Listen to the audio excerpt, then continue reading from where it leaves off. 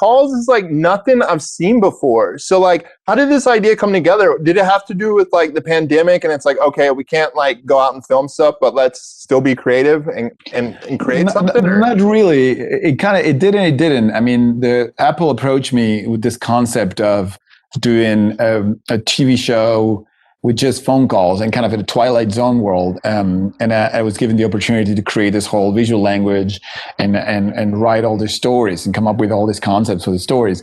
And then when we were about to go into production, like that's when the pandemic hit.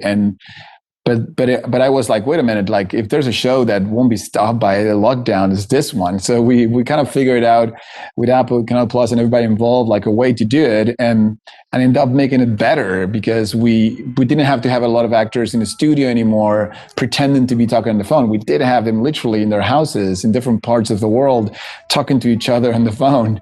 And I was at home listening to them, listen to the conversation and just giving directions. But it was literally done like that. We just send mics to everybody's houses and they will set up at their place and kind of, just record themselves. But it ended up being not a lot of pretending. It's really, when you listen to people talking on the phone, these actors, they are literally talking to the phones to each other from different places. So there was a lot of realism involved in that. I think made for better performances for sure.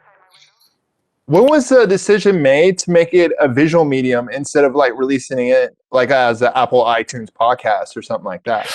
Yeah, I don't think I would have been interested on the podcast version alone because I just like visuals. I don't need the camera to create visuals. I think these days it was more of an animation show for me, but still I never wanted to give you literal images. I always wanted to do abstract concepts that will have clues for the story for you to get drawn into it. And also that will mesmerize you. That would just do this kind of brainwash thing that you're watching and you couldn't stop looking at it, right?